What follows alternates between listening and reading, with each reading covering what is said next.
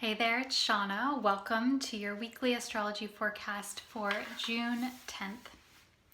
So this week is about faith in confidence. I'm excited to share the astrology of this week with you, and then of course I have 3 tips for you to make the most out of this week.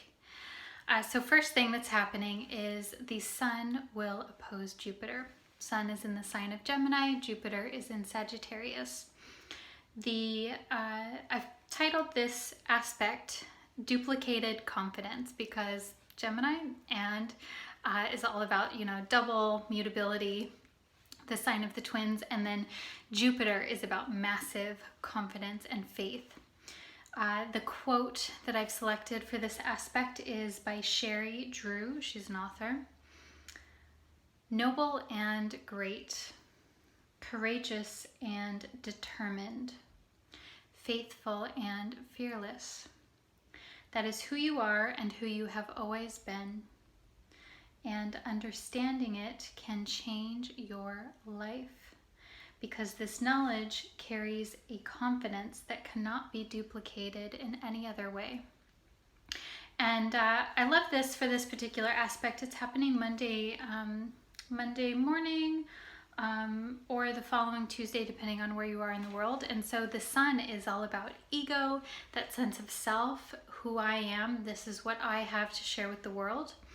And then Jupiter is about expansion, inclusion. It's also about philosophy, wisdom, education, and it's about the knowledge that comes through study and very disciplined study and introspection, but also exploring different things and different ideas. And so this aspect could be, because it's in opposition to where you're really grappling with, okay, is this who I am? What do I, what knowledge do I need? What are my philosophies? What is my philosophy on life? Is that changing? And also balancing the details of that, Gemini, versus the bigger picture, Sagittarius. The other thing that's happening this week is that Mars will trine Neptune. And so Mars is about physical vitality and drive. Neptune symbolizes when things become a little more softer on the edges, when there is a blurring of boundaries. And this I've titled Go with the Flow.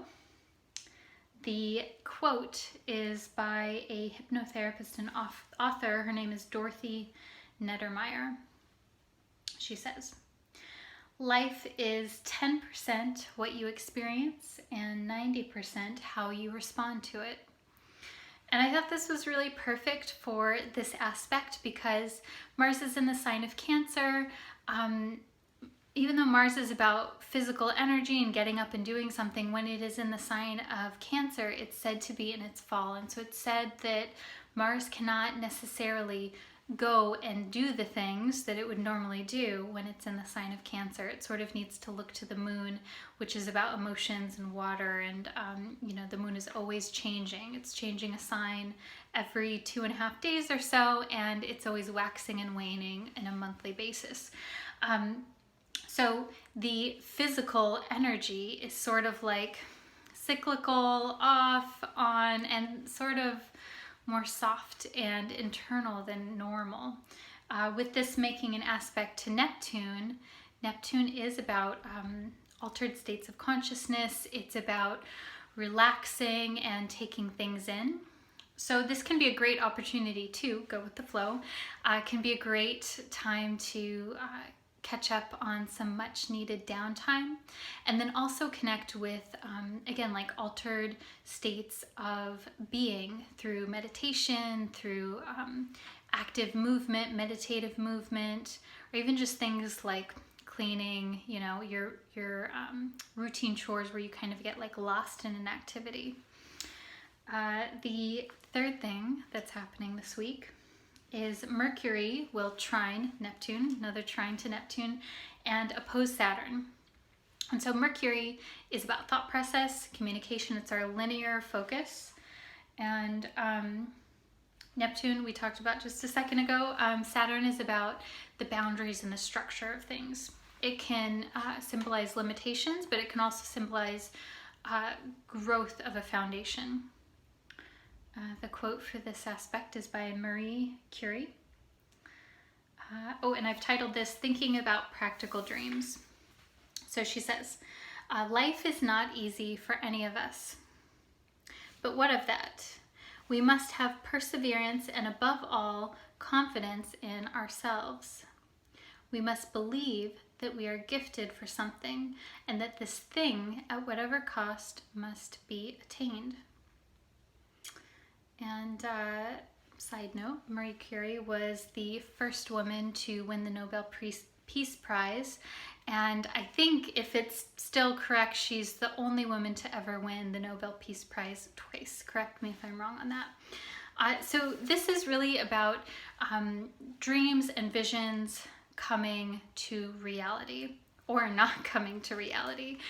So Mercury is your your thought process, what it is that you're intellectually focused on at the time. It's sort of like your action plan for things as well. Like in your mind, you're like, okay, this is what I'm going to do for the day. This is how things are going to go. And when there's a trine from Mercury to Neptune, there is an ability to really tap into a big vision, a dream, something that is super idealistic and kind of magical, maybe out of reach, maybe in reach. And then Mercury opposite Saturn, we can think of that as sort of like the bringing things down to earth, for better or worse, right? So Saturn, we can think of when Neptune and Saturn are in an equation together. Saturn is like the hard work or the devotion that's needed to bring that Neptunian dream into reality. And so what's interesting is we have Mercury trining Neptune, which things flow easily, the ideas and the visions flow easily.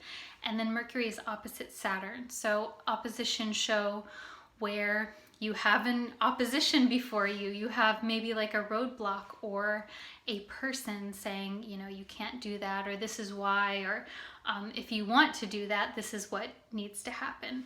So I have 3 tips for you to really make the most out of this.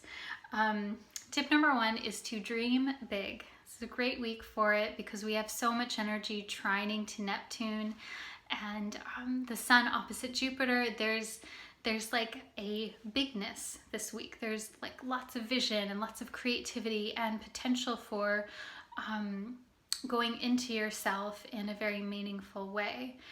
At the same time, this can also be a tendency to numb out or to escape. Neptune is also associated with escapism. So I want you to watch that for yourself, especially if you are having some challenges. Watch or notice where maybe you try to get away from it all. And, you know, sometimes I think that is what happens just unconsciously in order for the psyche to protect itself. But the more that you become aware of it, the more that you can choose what it is that you do. So that's tip number 2, to regardless, like allow yourself to dream big. Tip number 2 is to go with the flow. And I say that a lot because of this Mars-Neptune. When Mars and Neptune are in aspect, it's a good time to get some relaxation. It's not necessarily a time when you want to push yourself because there's not as much physical vitality for most people during that time. Tip number 3 is to remember that some obstacles are meant to be overcome. And so someone said that to me not too long ago, and it really stuck with me, and I thought it was a really cool, very like Saturnian type of feeling where it's like, okay, if there is a challenge, it doesn't necessarily mean no or don't do it. It just means it might need to be overcome. There might need to be like a little bit of redirection. So that's tip number 2 for you, or tip number 3 for you, is to remember that some obstacles are meant to be worked with. All right, I'm gonna pull a card for you just to seal everything off. And I like adding the quotes in this week too, so I'm curious, you know, if you like that.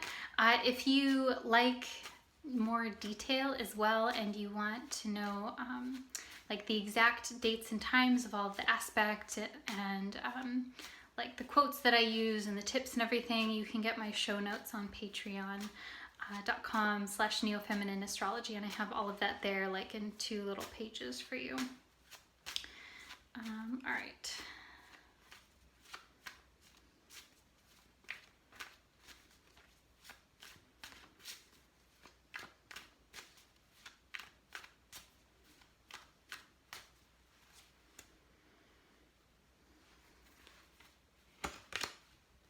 Ooh.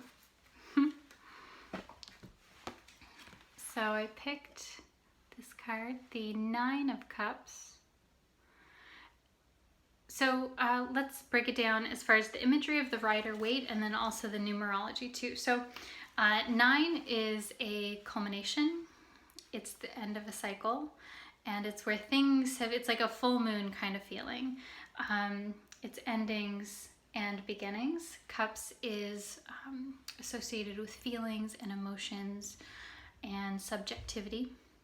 The image in this card is a man that's sitting around 9 cups, and so this to me is like there's a lot that is here as far as resources for you, and like just the way that he's sitting, I'm looking at right now, is he's kind of like content. So I don't know how that resonates with you or if that speaks to you in some way, but it's definitely like this feeling of having a lot of emotional support. And this could be an indication that maybe you have that right now, or it could be an indication that that's something that would be beneficial for you to focus on. And I think that that's super important anytime we have a lot of aspects involving Neptune, and especially Mercury opposite Saturn, because things can feel sometimes like it's a little more challenging, and it's good to have support. So that being said, if you are interested in some additional support and you would like a one-on-one time with me, I do offer consultations on Sundays. So if you're interested in that, you can send me an email, shaunamcgrath@gmail.com, or you can connect with me through Instagram or any of the other ways that I have listed below. I am wishing you a wonderful week, sending lots of love, and I'll talk to you soon. Namaste.